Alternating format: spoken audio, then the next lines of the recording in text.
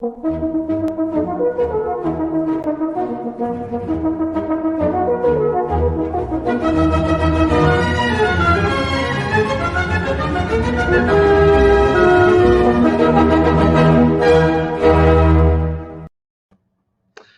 everyone. Welcome to another episode of Gray Matter. Well, we have another really great guest for you today. I think everyone is going to be really excited to hear from the gentleman we have on the program today.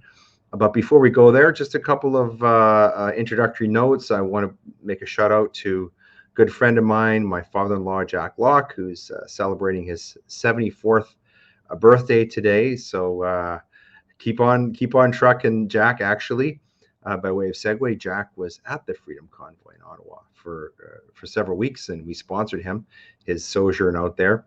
And also, I just want to remind everyone who wants to support the show that we do have Gray Matter merch available on our Facebook and Twitter and other social media presences. If you want to go and check that out, as you know, we don't charge for subscription or anything like that on this program. So, but if you do want to sport one of these lovely sweatshirts or other things that Devin has devised and support the show, there it is.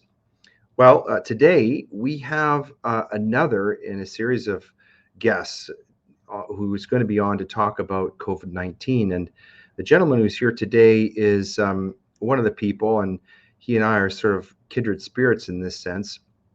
He was a very successful American businessman, one of the pioneers of internet marketing, but like many people, including myself, was sort of drawn into the vortex of the COVID-19 fight, the fight against tyranny and misinformation and lies and corruption. And he's taken this on with great vigor and great courage.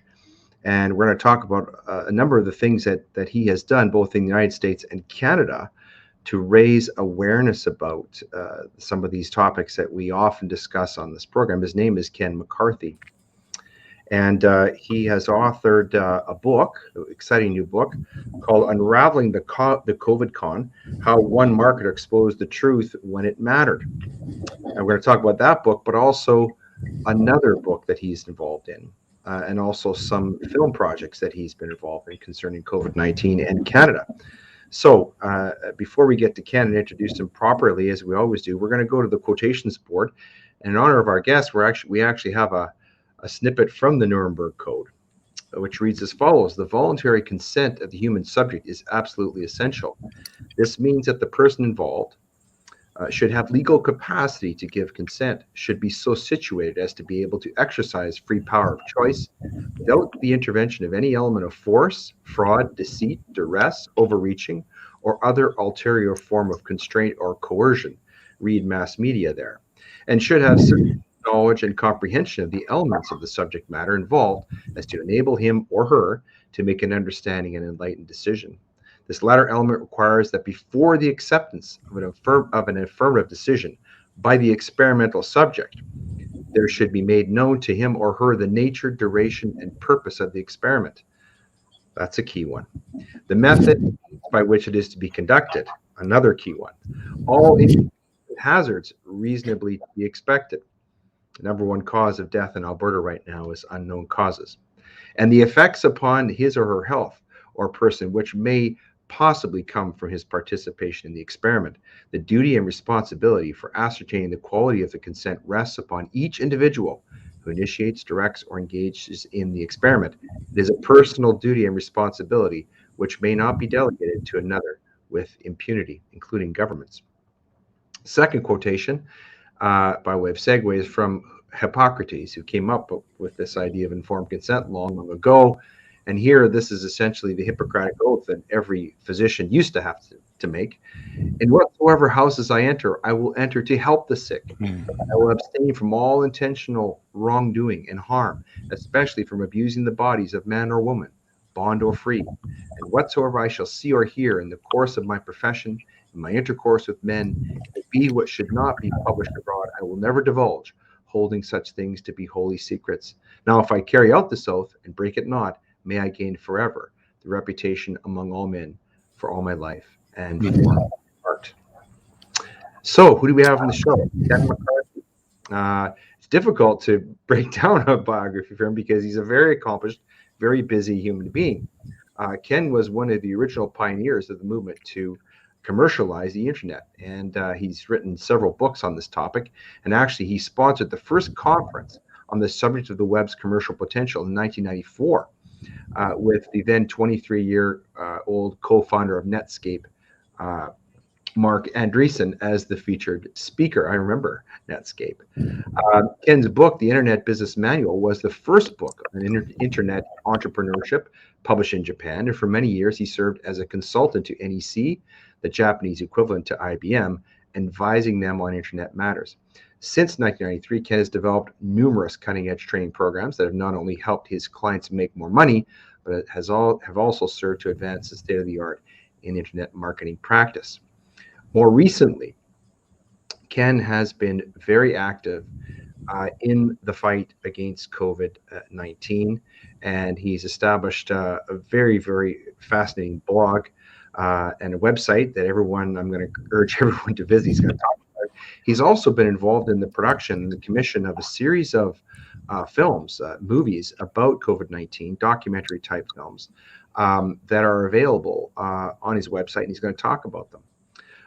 So Ken McCarthy, thanks very much for being our special guest on Gray Matter today. It's a pleasure to have you on the program. Great. Thanks for having me on. Okay.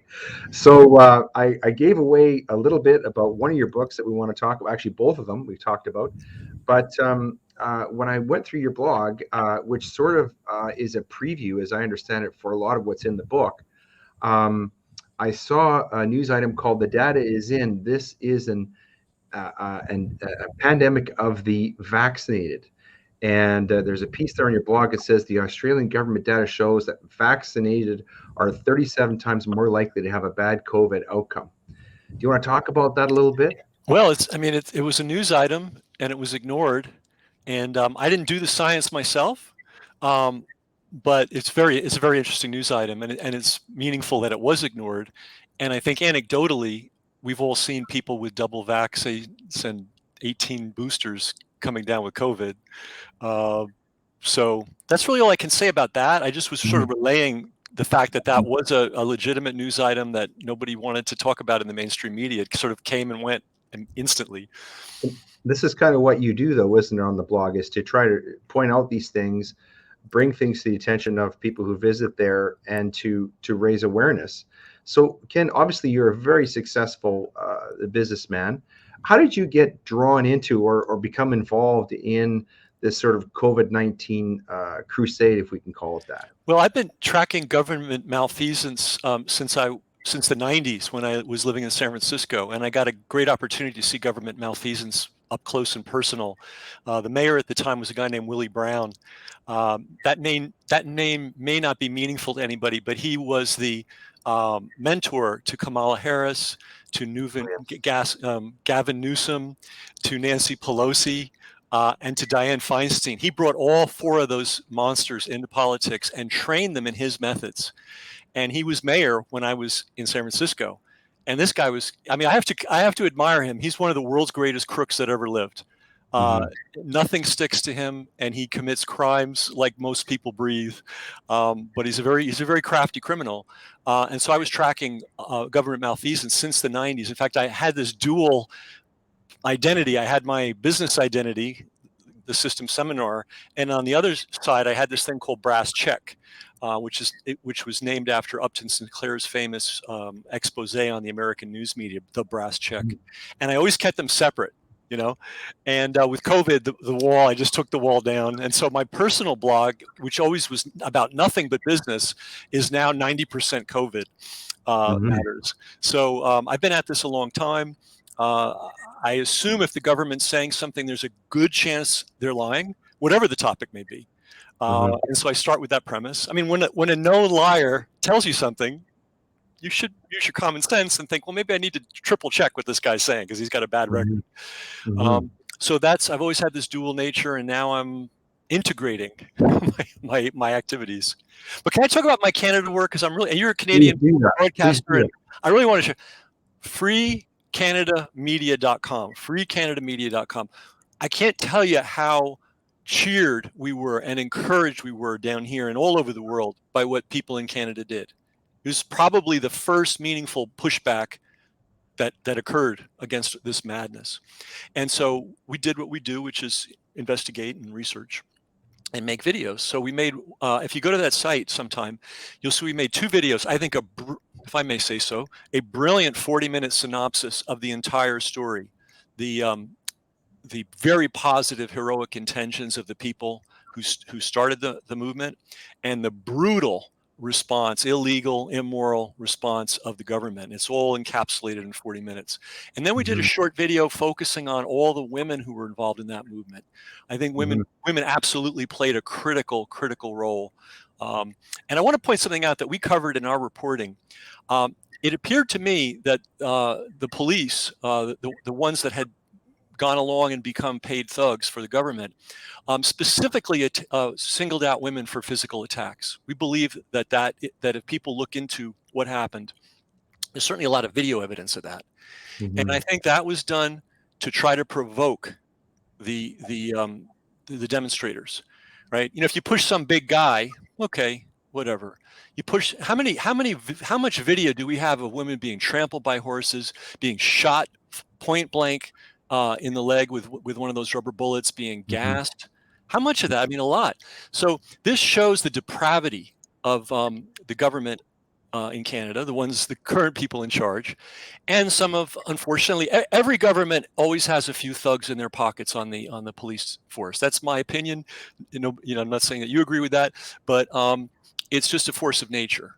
I think most people go into police, and so many Canadian police officers came out in defense of the demonstrations of the truckers. I mean, so the average police officer is a good guy, and policewoman is a good guy, but there's always a sinister bunch. Blair, Blair, the guy, I've been tracking him since the Toronto, I forget what that meeting was 10 years ago, where they rounded up absolutely innocent people, gassed them, beat them, people that weren't even involved in the demonstration. They were just in the park. And so this guy becomes head of security for the whole country. Oh my God, what a disaster. Canada, it's so tragic, because I am a huge fan of Canadian people, which is why we got so involved in this project, Free Canada Media. So the other thing that we identified, which I didn't see much in reporting, was there is some kind of quasi-military police force out of Quebec. The province of Quebec is quite old. I forget the name of it. It's a French name. And they were clearly brought in to Ottawa to commit acts of violence against demonstrators. And that's an old trick. You bring in people from another jurisdiction. Ideally, they don't even speak the language. You tell them, by the way, those you may know this, and if I'm telling you stuff you already know, those guys were kept segregated. They didn't get to wander around and see what was really going on. They were kept in a hotel, and when it was time to bring them out to beat up innocent people, that's when they were marched out. And they were propagandized and told that these demonstrators were, the devil's spawn. And that is a trick that's often used to fool police officers into engaging in violence. So that's another thing that we captured and documented. I don't know if anybody caught that when it was going on in Canada, but I want to make sure people know it.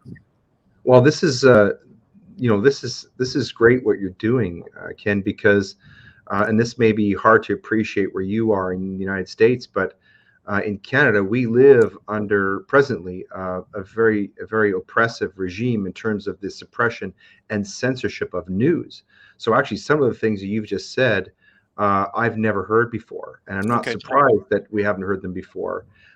We had another lady on, speaking of courageous women of Canada, and that's the name of the video on your piece. We've had some of those courageous women on the program, including a lady named Christine Anderson, who is a German member of the EU, who you might have seen said some very disparaging things about our prime minister. We talked about this when she was on the program, that actually they were getting more information about what was going on in Canada than we were at the time, because, of course, I know this happens to some degree in the United States, but in Canada, because there isn't really as many conservative news voices available, there is government sponsorship of mass media, so that what we receive is very carefully filtered through the liberal lens. So we're very grateful for you and the work that you're doing in that regard. I just want to mention one more thing about courageous women. I had the chance to actually meet Tamara Leach recently at an awards ceremony in Calgary. She's a wonderful lady, and she has been through so much, and she's really being treated in Canada as a political dissident. Actually, I want to bring you back to this, if I could, Ken, this idea of sinister beyond belief. You mentioned sinister. I know you don't mean left-handed. You mean something else. We talked about sinister beyond belief, and how the FDA is involved in all of this. On the COVID Yeah, side in yeah, general. yeah. Well, I think one of the big insights that I had very early on into this, we saw Fauci was the spokesperson for this entire fraud. And I was Mhm. kind of aware that Fauci actually is held in very low regard by real scientists. This is something that never got out to the general public. Kerry Mullis, Nobel Prize winner, was on the record for saying that he thought Fauci was a joke. Unfortunately, Kerry died before he could say it during COVID. Luc Mhm. Montagnier, the man who supposedly discovered the AIDS virus, and got the Nobel Prize for that, he held Fauci in contempt. Mhm. And I was talking with a person at a high level U.S. university who's very involved with all the scientists because she's the communications director for the entire science enterprise. This was in the early days, and she thought Fauci's a joke. He's a little Napoleon, running around, lording it over people. So I did a very quick deep dive into Fauci, and what I discovered pretty quickly, I had already been aware of some of the chicanery that went around. The HIV equals AIDS equals death formula that was promulgated in the mid 80s. And I know some of the so-called dissidents and the deniers. And I knew a little science, and they had a very strong position. And their position was supported by some Nobel Prize winners and some Harvard professors and so on. And I realized that so I made a film called Fauci's First Fraud. And it shows the sinister thing that went on back in the middle 80s. They basically took what was basically an environmental lifestyle disease. I lived through these years. There was a tremendous amount of hard drug abuse in the late 70s and early 80s in the United States. I mean, I guess maybe that's still going on now, but I think it was even more widespread. And you had a cohort of young men who were really enjoying themselves maybe to an excessive degree.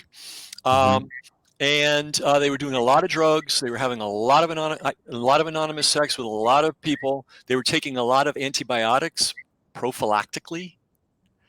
And they started coming down with immune system collapse. And instead of looking at the details of these people's actual daily lives, partying 5, 6, 7 nights a week, heavy drug use, they said a virus did this, right? And that launched. Would you believe that over 500 billion with a B, that's $500 billion, has been spent on AIDS research alone since the mid 1980s? It's been the ultimate money pump. So that they used that money to basically take over the entire public health infrastructure of the world. You cannot be a public health officer of a village, of a county, of a province, of a country, unless you genuflect at this fraudulent scientific altar that HIV causes AIDS. They would do the same thing that they did with COVID. They would give people tests. The person would have no symptoms of any kind. They'd be healthy as a horse. The test would come back and said, you've got HIV, which means you've got AIDS, which means you're going to die. And they put hundreds of thousands, maybe actually it's millions of people, gay men, but pregnant women and infants, on a drug called AZT, which was a drug that previously had been banned for human use by the FDA because it was so deadly. And they killed one gay historian, gay activist who was tracking this since the 80s. He estimates that at least 300,000 gay men alone were killed by AZT. So this is Fauci's first fraud. And they just took the same playbook, different disease. They expanded the market, instead of attacking gay males and African Americans and Africans. They put us all into the dragnet. had us all get tested. I mean, I never got tested once, but the proverbial all, had everybody get tested, took absolutely non-symptomatic, non-ill people based on a hyped up PCR test, told them they had COVID, and scared them out of their wits, kept them away from work and so on. So long story short, I think that was my biggest contribution to this whole thing. Identifying that we had seen this show before and that Fauci had run this on us before. But I heard that Bobby Kennedy was writing a book called The Real Anthony Fauci. And I contacted him. I said, Bobby, I got stacks of stuff, sent it to him. And my research material is throughout his AIDS chapters, because in order to explain Fauci, you have to explain the AIDS fraud. In fact, my film, The Fauci's First Fraud, is cited 25 times in his book. I just read that book, actually, and that's kind of how I found out about you. Okay. And you called that book the most censored and successful book of 2021 and 2022. Oh yeah. Yeah, and there is a piece on your blog on your webpage. People should check that out. That's a very fascinating perspective, Ken, and one that I have not heard, actually, that Fauci and the whole AIDS epidemic, if we can call it that, sort of constructed the infrastructure that was then weaponized for COVID-19.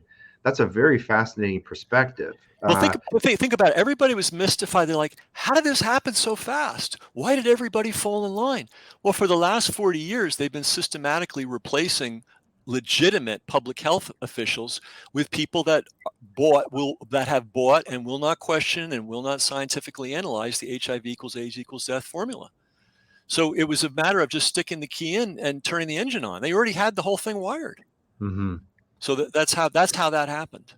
You cannot be a governor of a state. You cannot be a public health official anywhere in the United States and probably the rest of the world if you question the HIV equals AIDS equals death formula. That's fascinating. We actually had another very eminent scientist on this program, whom you will know, Dr. Jay Bhattacharya, who was called a fringe epidemiologist by Dr. Fauci. He shares the opinion of the other people you mentioned about Dr. Fauci's acumen as a hard scientist. But isn't it bizarre, that these brilliant epidemiologists from Oxford and Harvard and Stanford, the most eminent universities, really, among the most eminent ones in the Western world, are called fringe epidemiologists by this little, you call them a Napoleonic dictator, and yet they came up with this brilliant idea of the Great Barrington Declaration. So coming back to this now, talking about some of the stuff that's on your blog, and I presume that's in the book, you say that the masks were a fraud from day one. You want to talk about that? Oh my God! We had the Great Influenza, right, of 1919. Which, let me do a little sidebar. Okay. After the Great Influenza was over in the early 1920s, some scientists did their best guess on how many people died globally. And this is a very important story because, it's layer on layer. So the foundational layer of this whole madness is the narrative of the 1919 Great Influenza. Then the next thing was AIDS, the AIDS scam. Then COVID was layered on that. This is a very important thing to look at. So the thing happened, people died, and somebody made their best guess. And it was only a guess because autopsies weren't done, science wasn't done. It was just like a lot of people died, and it seemed to be from this flu. The best guess in the 1920s was 20 million people died globally. Okay? Then the story went silent until the 1980s. And somebody came out with a study 60 years later with no additional scientific backing that said, no, it was more like 50 million. Now, I don't know about you, but if I could put $20 in an investment and get $50 out, that's a hell of a return. So the jump from 20 to 50 is quite large. Mm-hmm. Now you have all kinds of people just blithely saying, well, it was 50 million, but the real number was probably 100 million. So starting in the 1980s, not so coincidentally when Tony Fauci took over his position in NIH, there was a cottage industry in hyping up the death totals of an epidemic that took place 100 years earlier. Mm-hmm. So the original science was in the 1920s. Nobody cared. You can look this up. You can see what books were written in the 30s, the 40s, the 50s. Nothing. As soon as the 80s hit, all of a sudden, it's a cottage industry to write about this great, horrible flu. Okay, so that is an example of the inflation. The other thing people don't talk about when they talk about the great influenza was World War I was going on. Right. And we were taking young men off the farm, sending them to military training camps. There was a big one in Kansas in the middle of the winter, living in tents, being fed garbage, away from their homes. And then there was some kind of outbreak of something, and they prohibited people from standing together around the pot-bellied stoves. They inflicted freezing on these guys in addition to everything else. Okay, are we surprised that in conditions like that there's going to be an epidemic of something? You're going to break people's health down. The other thing that they never tell us about World War I. World War I was the, what do you call it when you muster a lot of troops? I can't think of, there's a technical term. You fill the army coffers. The U.S. had no army going into World War I. We had like 3 guys and a mule, right? And then suddenly we needed like millions of troops, okay? And we needed doctors and nurses to take care of those troops. So if you look at the history, all the competent doctors and nurses were stripped from the civilian healthcare infrastructure in the United States during World War I. So all of our local hospitals had the weakest hands running the show. So we've got, and then the third thing that they never tell you about was starvation. Not so much in the US, but in Europe, true starvation. There were over 300 recorded major food riots in Germany during World War I, right? Think about that. When have you heard of a food riot in a developed country? In Germany, 300, and those were just the reported ones. So if you starve people, if you dislocate people, what's the 4 horsemen of the apocalypse? Conquest, war, famine, disease. You're going to get an outbreak of something. So anyway, all that's been obscured, right? It's just it was a virus, and the virus was so strong. There's also another weird thing that happened was there was a lot of typhus going on in the trenches because the sanitation was terrible. So the Pentagon, an organization funded by the Rockefeller family, it's always the same people, embarked on a crash program to develop a typhus vaccine, which they compelled all these troops to get. And the original wave of people that died of typhus died on the military bases, and they died on the ships going over to Europe. That was the first wave. Could be a coincidence. So that was the first layer of fraud. Fauci and friends brought the story back in the 1980s, amped it up. Because you think about the news. I don't know if you get this down in Canada, but we get it up here. We get it down here, wherever, down, up. We're always heard the big one's going to come again. We've been hearing that the big one was coming for decades. We got to prepare. So people should know that history. People should know that history. So there's been a lot of preparation for this psychologically. Because, can I just say this? Because it gives a lot of bureaucrats work. It gives them funding. It gives them a reason for the CDC was almost going out of business in the 1950s. Because infectious disease comes from poor sanitation. Largely, okay? It's the plumbers of the world who transformed human health in the 20th century. It's not the Tony Fauci's of the world, okay? So infectious diseases were falling off a cliff. They just weren't happening. So the CDC figured out, well, if we want to stay in business, we better cook up some hysteria. So they've been working on the hysteria machine since the 1950s. They have a thing called, I forget the technical name of it. It's called like the Epidemic Surveillance Agency. And every year they take promising doctors and journalists and spend 2 years indoctrinating them into the CDC view of health and disease. They've been doing this for over 50 years. They have hundreds of these people scattered throughout public health agencies in the United States and in places like the New York Times. And one of the chief cheerleaders for the COVID thing, and who happened to be one of the chief cheerleaders for the AIDS thing, was one of the graduates of their program. See, these guys have been busy. The CDC has a 100,000 square foot communications center in Atlanta. Now, think about that. I know what 50,000 square feet is because I was once involved in acquiring a building that size. That's a big building. 100,000 is even bigger. And I don't know how many people you need to staff a 100,000 square foot building, but it's more than 5, right? So them and the FDA and Fauci's wing of the NIH have a massive communications arm. Mm-hmm. It may be the biggest public relations operation on the planet. Maybe the Pentagon's got a bigger one, Mm-hmm. but Exxon doesn't. This is a very interesting idea, because those four horsemen that you talked about, they're also in Mr. Schwab's book, The Great Reset.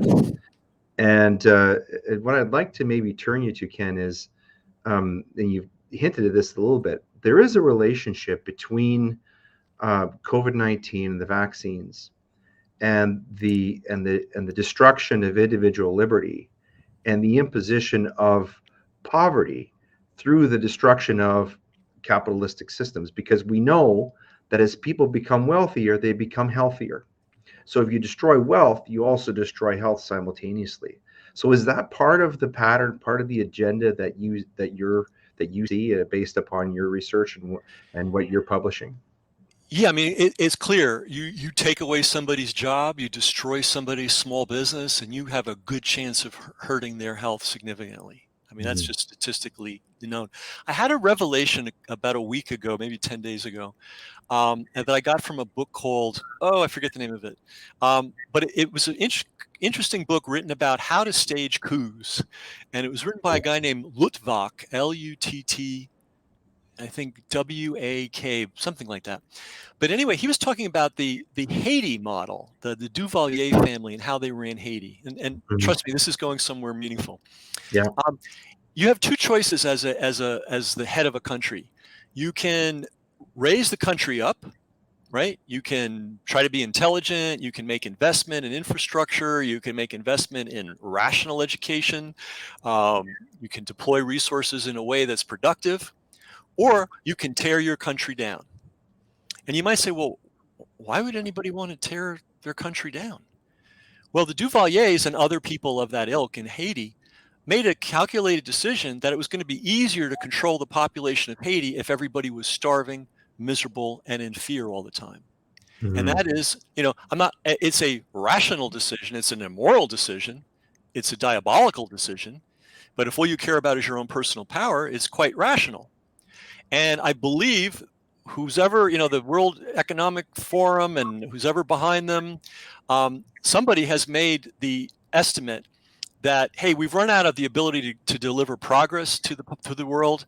So if we want to maintain power, we better start delivering misery, because miserable people, to a degree, have a difficulty fighting back. So if you're broke and you don't have a job and you're sick, kind of hard to fight back.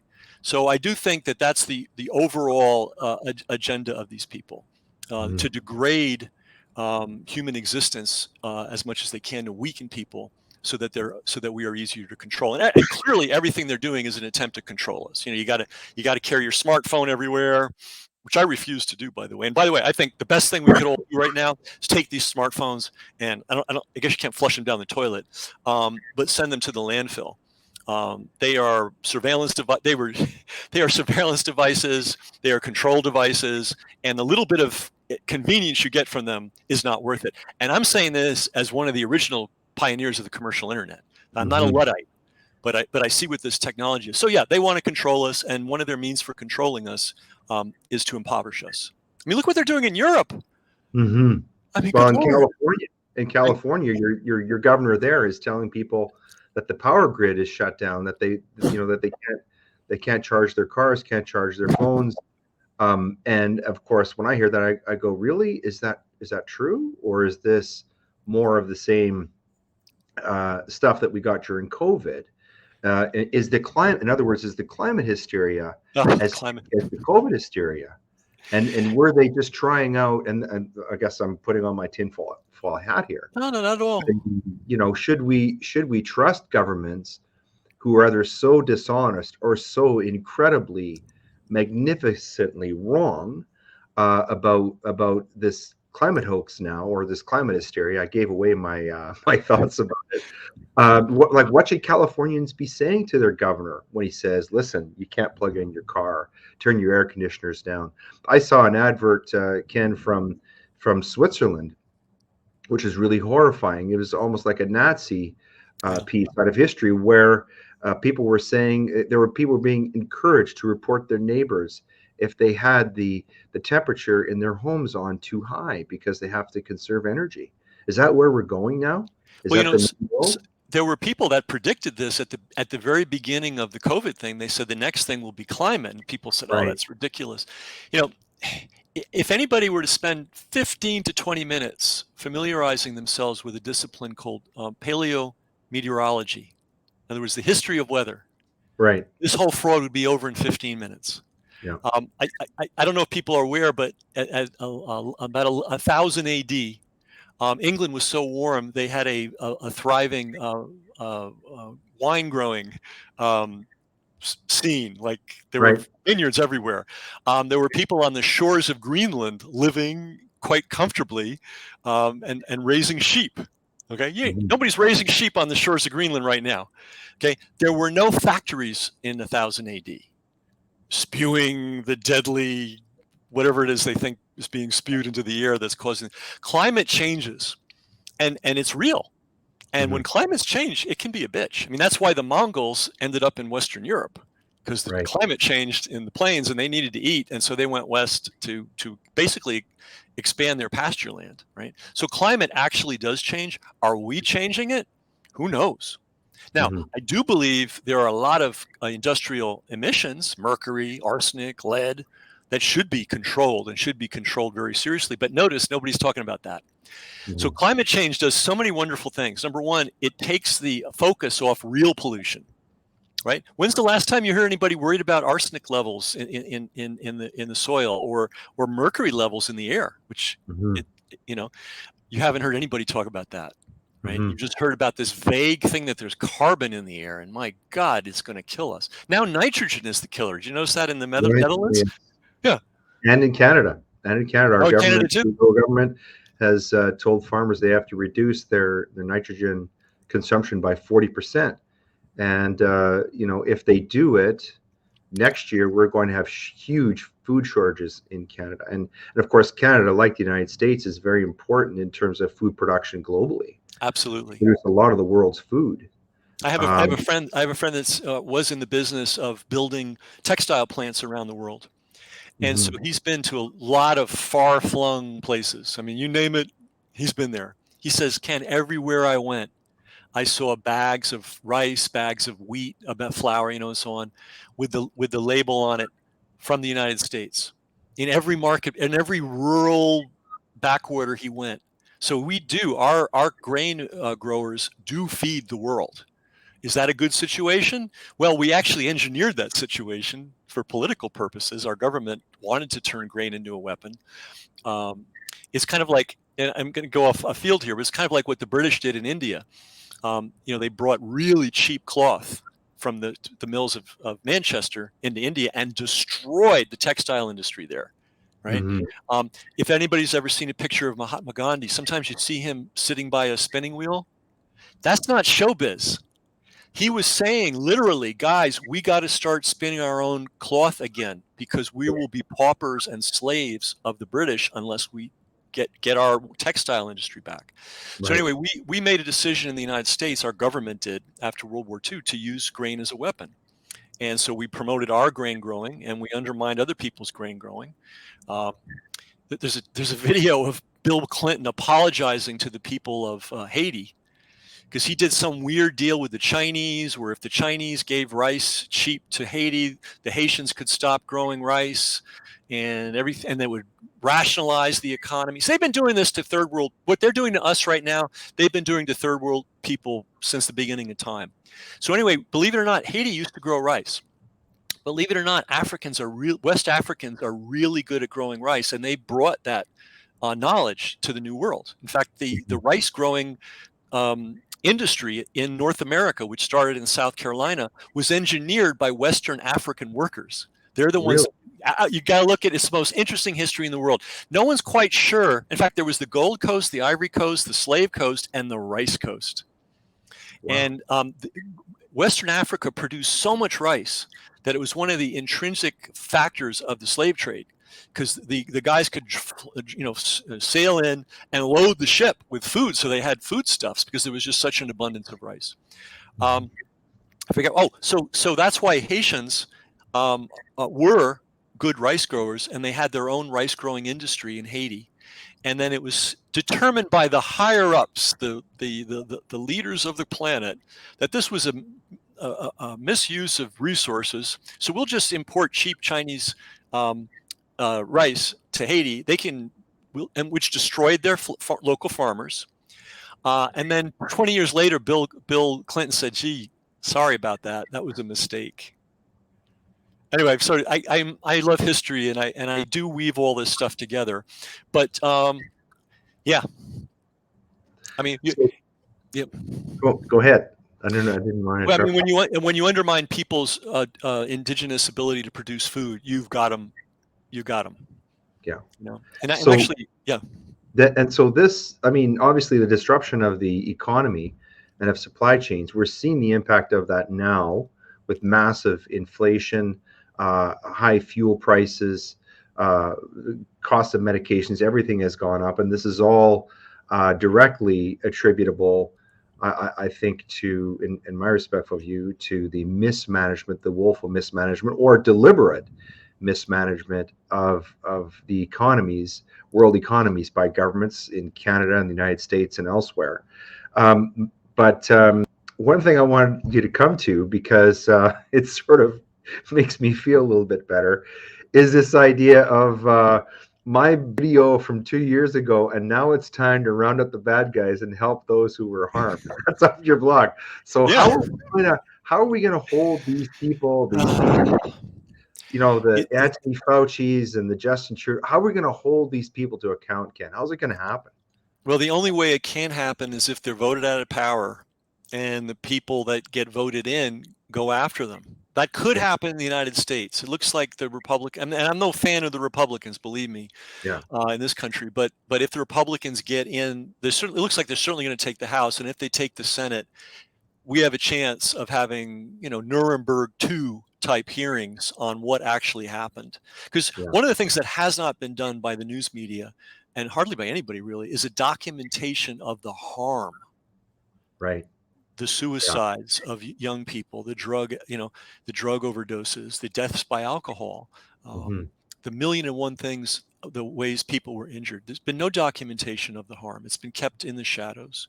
That's a great point. That's a great point. In fact, we had a gentleman on this program named Preston Manning, who's an eminent Canadian politician, and he is campaigning here in Canada to have something called the COVID Commission, where we would have a commission that would do just that. It would be open to the public, so that people could come forward and talk about how they were impacted in the ways that you've described. You know, people who've lost businesses, lost jobs, lost loved ones, couldn't have a funeral for their mother or their grandmother or their child, couldn't get married. All these things, these incredible, deep harms, I think generational harms. You know, kids who couldn't attend school.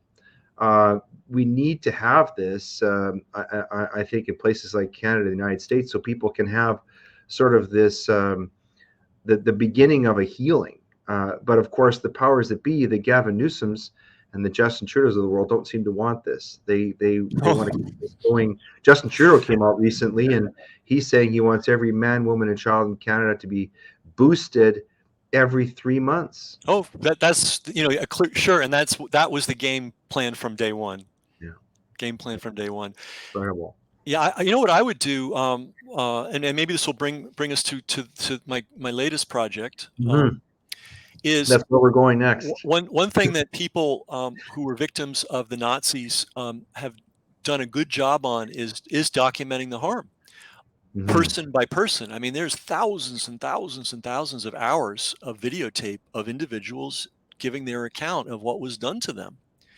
And something I would throw out to Canada and to everybody, get that going. Like, set up a camera. You'll probably be shaken down and harassed by the powers that be, but set up cameras and say, come and tell your COVID story. And you'll end up with some heartbreaking stuff. In fact, that was one of the things, and I wish we could have done it, but we weren't in Canada and couldn't get to Canada. One of the things that the trucker protest did was it allowed people that had been victims to come out of the shadows and tell their stories. But it was done person to person. And I would have loved if somebody had a camera or many cameras and just stacked up the documentation, because it's vast. Well, I want to go into this Nuremberg Code, and by way of segue, you make a great point about videos. Most people throughout the world, especially in North America, became truly aware for the first time, the first real time, of the atrocities that occurred in the Nazi death camps, precisely because, as you know, filmmakers were allowed to go in there when the Allies went in, especially when the Americans went in, and filmmakers were allowed to go in there and actually document these horrific scenes, these pictures, these vivid pictures that now live in the memories of everybody who's seen them. You know, piles of dead bodies and emaciated survivors. I question whether that would occur today. If a similar situation occurred, would independent or even government filmmakers be allowed in there, and would that be released to the public? Absolutely not. So by way of segue, could you sort of dive into the Nuremberg Code just by way of setup? This book is it's called Nuremberg Code, 75th Anniversary Commemorative Edition, and you've written the introduction to the book. The description here, and I'm going to ask you to go into it.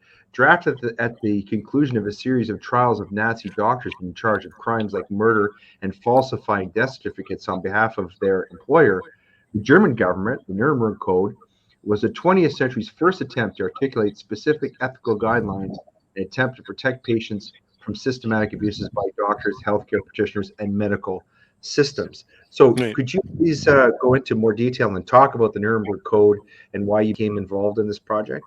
Great. Okay. Well, I want to answer, in answering something that you raised earlier, it's going to also answer the question you just asked.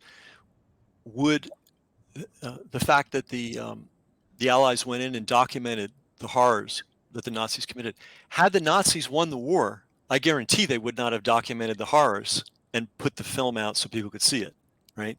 So, but we did win that war, and there were trials for the Nazi leadership. Very unique in human history, because usually when you defeat an enemy, you either kill the leaders, or you imprison them for life, or you put them on St. Helena's Island or whatever it is where they put Napoleon, or you bring them into the fold. You know, it depends. You make the call. Now, the U.S. actually brought a lot of Nazis into the fold. That's a whole nother show. Right. So we had these trials, unique in human history, where we attempted to apply the law. Mm-hmm. Right? We're going to use the law here, and we're going to show evidence, and we're going to give these people a chance to defend themselves. We're going to place, we're going to make our charge, pure law, right? Evidence. They get to present their evidence. We get to present ours, and there'll be a judgment. Well, the judgment was taking orders from the Fuhrer is not an excuse for war crimes and war crimes against civilians. So after they dealt with the leadership of Nazi Germany, then they dealt with the so-called, what we now call the healthcare system. And this is so important for people to understand.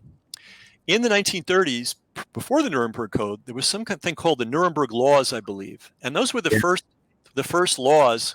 Not the code. It's very interesting. Nuremberg comes up a lot. That's where the Nazis first, put up their banner. But the other thing they did was pass a law in the 30s that prohibited Jewish people from having government and university positions. That's why we got people like Einstein over here, because they were locked out. So here's what happened.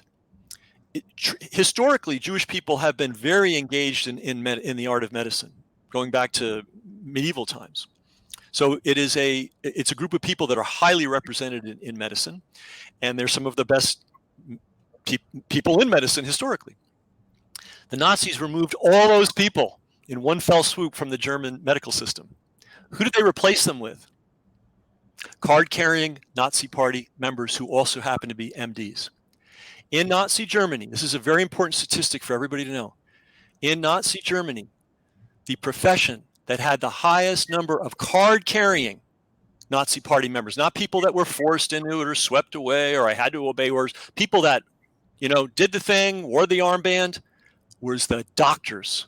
There were more doctors percentage-wise who were card-carrying Nazi Party members than any other profession in Germany. And those doctors were on the front line of the Holocaust. The Holocaust began much earlier than the big mass production thing that they did later on.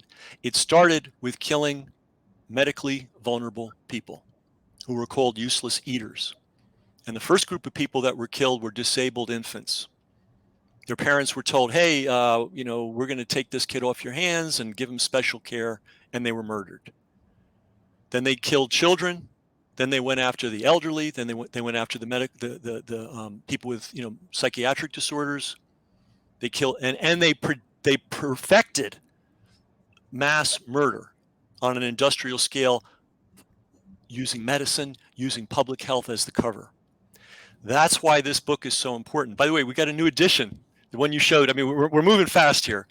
The new edition has Vera Sharav, Holocaust survivor, her speech in Nuremberg that she gave in August. It also has the Nuremberg Code. Hang on. In 11, I'm very proud of this because this was hard. We have it in 11 different languages: Portuguese, Russian. Oops, is that how you do that? Yeah, Russian. We have it in Hindi because a lot of people speak Hindi, right? Mm-hmm. Okay, so this is so important to understand. Nazi doctors were the backbone of the Holocaust. Could not have run the Holocaust without Nazi physicians. So they were put on trial. Incredible. And a lot of them were hung. The ones, they only got a fraction of them, but some of them were hung for their crimes. Some of them were imported into the United States covertly to help us with our government insanity, but some of them were. After all those trials, the chief judge who was supervising those trials wrote down, with the help of his colleagues, the Nuremberg Code, the 10 principles. You read one of them during the introduction. Mm-hmm. Now, there's two really interesting things about the Nuremberg Code. This was the 75th anniversary this year. Mm-hmm. On the 50th anniversary, lots of books, lots of papers, lots of speeches, lots of colloquiums, or whatever you call it, colloquia. Mm-hmm. On the 70th anniversary, lots of articles, lots of conferences, lots of speeches. This was the 75th anniversary, which is a big anniversary. Nothing. Total silence. Okay, now think about this. In the United States, I don't know how it is in Canada, there are 36 universities that grant degrees, advanced degrees in medical ethics. Harvard, Yale, Stanford, blah, blah, blah. You would think that one of those programs would have noticed that this was the 75th year of the most foundational medical ethics document in existence. Not a single one of them did anything about it. Now, next piece. We had a cottage industry. We had a lot of cottage industries out there of hack writers. We had a cottage industry of people starting in 2020 declaring that the Nuremberg Code and the COVID restrictions and coercions had absolutely nothing to do with the Nuremberg Code. Pay no attention. So that's why we feel it's so important that the Nuremberg Code be in the covers of a book, that everybody can hold it in their hand, that everybody can read it. And now we have it in 11 languages plus English. And we have a speech by Vera Sharav. When she was 3, the Nazis came to Romania. They took her and her family, put them behind barbed wire. Her dad died of typhus. At 6, she was separated by her mom. Didn't see her again for 4 years. She moved to the United States. She got involved in the medical freedom movement because her son died as a result of misuse of medications that the doctor didn't know was dangerous, and her son could still be alive today. She got very deep interested in this whole corruption of the medical world. And at 87, she is out there telling the world that they need to pay attention to this code. And they also, here's the big one, they also need to realize that what's going on now is identical to how the Nazis geared up the Holocaust. The Holocaust was packaged as a public health measure. That's how it began. And then Jewish people were labeled as, a danger to the folk, the pure blood, or whatever bullshit the Nazis. I hope I can say that on a Canadian podcast. We don't know that word. Okay. And that was the justification for putting them in camps, and the justification for murdering them. Public health. And it was administered by doctors. We should all know this fact of the Holocaust.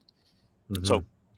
So this book is available, and guys, if you are interested in getting it, make sure you get the one that has it will have Vera on the cover as well, not just me. So where would people find that book, Ken? Go to the demonic Amazon. I hate to give them business. The problem is that Amazon has absolutely the best way for people with limited budgets to make a big splash with a book. I almost hate to give the secret away because maybe they'll block that one. They blocked Facebook, they blocked Twitter. So far, they haven't blocked Amazon. We were able, by the way, I was involved in the promotion of the Robert F. Kennedy book. And very, very involved. And they would not allow us to run ads for the book on Amazon, but they would allow us to sell it. So far, they're not really interfering with the publication of books. So you can go to Amazon, search Nuremberg Code, but make sure you get the one that says multi-language edition. Not the original first edition, which is just my name on it. And Vera's name is on it too. And it's cheap. I think it's $3.56. So we made it as cheap as we possibly could, using capitalism at its finest. Free market. Excuse me. Let me change that. Free enterprise.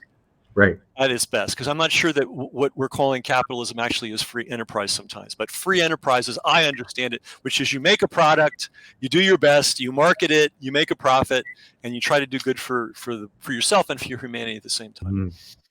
Interestingly, you mentioned the concept of useless eaters. That same terminology appears in Klaus Schwab's book. Oh yeah, The Great Reset. Also, for the first time ever, the term essential worker, at least in a modern context, comes from The Great Reset. Say no more. One other interesting thing about Nuremberg is, if anybody's ever seen, you probably are aware of this, the Leni Riefenstahl film documentary. If you go and watch that, all of the high-ranking Nazi leaders that get up and speak at those famous rallies, they're all talking about the concepts like freedom and liberty and prosperity and folk and nationalism. It all sounds so great, but it was disguising this evil agenda. And of course, we're seeing really the same thing play out again in real time. So Ken, can I just say one thing? Yeah, go ahead. Sure. They say history doesn't repeat itself, but it rhymes. Right? There's patterns. So the Nazis talked, but it literally rhymes. The Nazis talked about Das Volk. Right. What does that sound like? Das Volk. The woke. Yeah. We are living under a dictatorship right now of the woke, and everything that you said in that documentary, glorifying Hitler, is really what's going on right now, and it's being that foot soldiers are the woke. Yeah. And it's all being done on behalf of the woke. Yeah. Yeah. So true. So again, we dove headfirst into a part of the show that we normally call the reading list. So we're in the midst of it now. We're not done though. We've got a little ways to go because we haven't gotten to your book, Unraveling the COVID Con, the 20 to 2022 blog post of Ken McCarthy, How One Marketer Exposed the Truth When It Mattered. So what can you tell us about this book? Well, that's basically highlights of my blog posts. And the neat thing about the blog as a medium is everything is date stamped, right? So this is unfolded like the blog was written, from the first post in March all the way to the last one, but when I put a lock on it and put it into a book. So people can see what was knowable and when it was knowable by looking at the dates where I'm saying, hey, masks don't work. Hey, 6-foot distancing is baloney. Hey, Sweden isn't locking the economy down, and they're getting the same supposed transmission rates as everybody else. Hey, I called this thing a vaccination marketing campaign in April 2020. It was obvious to me that this was a marketing campaign. So those blog posts, a lot of those blog posts are available on your website as well, yes. right? Yes, Okay. if somebody's cheap, they can go straight to the blog and get it for free. They also have to get the book. They should get the book because the book is better, right? Well, there's an old saying in selling, which is sell one thing at a time. And I would love it if people bought both my books, but the book I really want people to get is the Nuremberg book. Okay. It is a very powerful book because it shows that A, there are ethical guidelines that we should be following. B, they were violated. C, there's been a whole literal mass coordinated conspiracy to ignore the Nuremberg Code. And I think everybody who gets that message is going to understand there's something really sinister going on. Well, speaking personally, I'm certainly going to order it. And I'm so grateful that you've done that work and made that available. I'm going to mention one more book. We're going to say that those two are yours. You're the guest, so you get to do 2 out of 3. Okay. This book is one that actually I was put onto by a friend, but you mentioned it as well. It's mentioned on your website. It's called The Bodies of Others, and this is by a lady named Naomi Wolf, who's known to most people as a feminist. Let's call her a feminist activist, author, writer, journalist. But she's written this book called The New Authoritarians, COVID-19 and the War Against the Human. You're very familiar with this book, Ken. Would you like to talk about that one a little bit? Yes, so interesting. She was on the progressive side, on the left side, but she's an honest person, and she looked at this COVID stuff and said, no way. It took her a while to catch on, but hey, better late than never. Mm-hmm. And this book is very good because it documents the harm. It's one of the best surveys of the harm done. And it's also one of the best surveys of the infrastructure that enabled the harm to be done. And that's the second part that we need to look at when we have these hearings someday.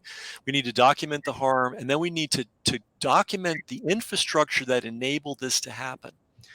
And the infrastructure, and the individuals, Fauci and those people, but we really need to look at the infrastructure, because we can get rid of Fauci, and if the infrastructure is still in place, they're going to do it again. Mm-hmm. So, and then the third leg of the effort needs to be to dismantle the infrastructure that made this possible, mm-hmm. or to put great constraints on it. So she did a beautiful job. It's a wonderful book. I highly recommend. I think, is she Canadian? No, I don't think so. I think she's American. But, you know what? I always used to see her books in what's it called, Indigo? Because I used to go to Canada a lot. Oh yeah. And I would go to the Indigo bookstores, and they'd always have her books prominently displayed, So I just got this notion that she was Canadian. But in any event, it is a very, very important book, and I wish it would get more attention, because, again, it documents the harm and it documents the infrastructure. And those are two things that have been kind of missing from the analysis of this situation. The book that we mentioned earlier, the Robert F. Kennedy Jr. book that you mentioned, is already on our show's reading list because it was the chosen book of a previous guest who was on our show. But these three, the Nuremberg Code and your book and the Naomi Wolf book, are all now added to our reading list. Ken, we're so grateful for your time today. You've just been a wonderful guest. We've learned so much from you.